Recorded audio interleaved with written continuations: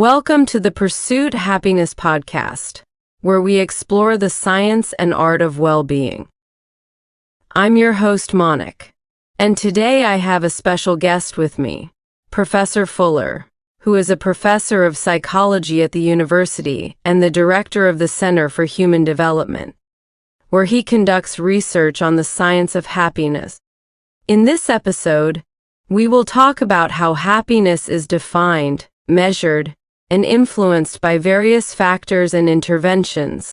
I hope you enjoy this conversation and learn something new and interesting. Let's get started. Hi, dear Professor Fuller, thank you for joining me today. My name is Monic. How are you?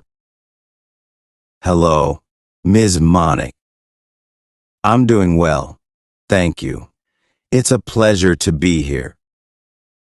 You are a professor of psychology at this university and the director of the Center for Human Development, where you conduct research on the science of happiness.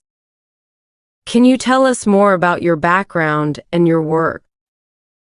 Sure. I have been a professor of psychology at this university for over 20 years, and I have been the director of the Center for Human Development for 10 years. This center is a multidisciplinary research center that aims to understand and promote the well-being of individuals and communities, using the tools and methods of positive psychology, neuroscience, behavioral economics, and public policy. We conduct various studies and experiments on the factors and interventions that influence and enhance happiness, such as gratitude, kindness, mindfulness, resilience, and social connection.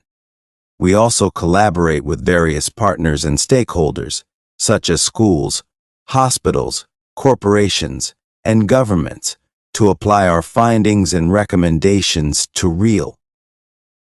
That sounds very interesting and important. What motivated you to pursue this field of study? Well, I have always been interested in human nature and behavior, and what makes people happy or unhappy. I was also inspired by some of the pioneers and leaders of positive psychology, such as Martin Seligman Ediner and Sonja Lyubomirsky, who challenged the traditional focus of psychology on mental illness and dysfunction, and advocated for a more balanced and holistic approach that also considers mental health and flourishing. I wanted to contribute to this emerging and exciting field, and to use my skills and knowledge to make a positive difference in the world. Professor Fuller, how do you define happiness? And how do you measure it? Happiness is a complex and subjective concept that can be understood and measured in different ways.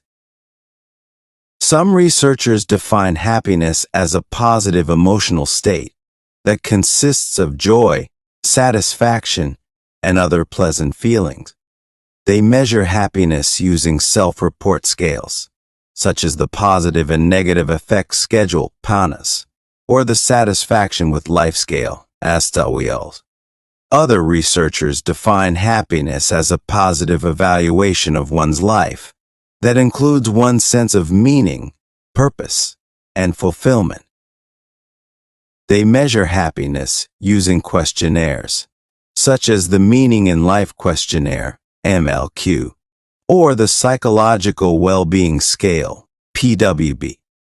Yet other researchers define happiness as a positive functioning of one's potential and capabilities that involves one's engagement, relationships, and accomplishment.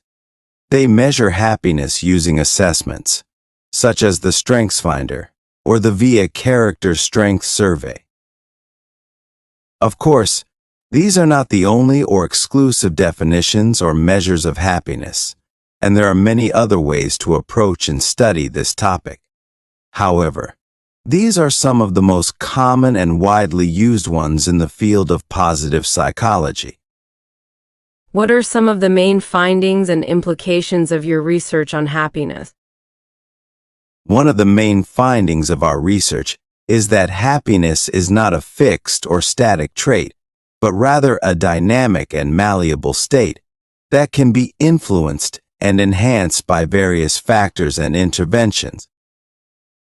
For example, we have found that practicing gratitude, such as writing a thank you letter or keeping a gratitude journal, can increase one's happiness and well-being by boosting one's positive emotions, strengthening one's social bond, and reducing one's stress and depression.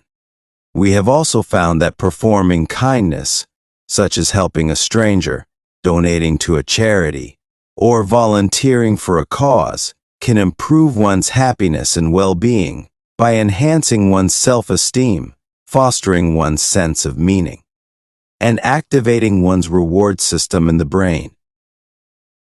We have also found that cultivating mindfulness, such as meditating, breathing, or paying attention to the present moment, can enhance one's happiness and well-being by improving one's attention, memory, and cognitive performance, regulating one's emotions, and increasing one's empathy and compassion. Another main finding of our research is that happiness is not only a personal, but also a social and relational phenomenon that can be influenced and enhanced by others. For example, we have found that happiness is contagious and that it can spread from person to person through social networks and interactions. We have also found that happiness is cooperative and that it can be increased by working together, sharing resources, and cooperating with others. We have also found that happiness is reciprocal and that it can be amplified by giving and receiving feedback, support, and recognition from others. These findings have important implications for individuals and communities, as they suggest that happiness is not only a desirable and attainable goal, but also a powerful and beneficial resource that can improve one's health, performance, and relationships, as well as the health, performance, and relationships of others. Therefore, we believe that happiness is not only a matter of personal choice, but also a matter of social responsibility that involves both self-interest and altruism, or both independence and interdependence. Thank you for sharing your insights and expertise. I appreciate your time and attention. It was a pleasure to talk to you. Thank you, Miss Monic. It was a pleasure to talk to you too.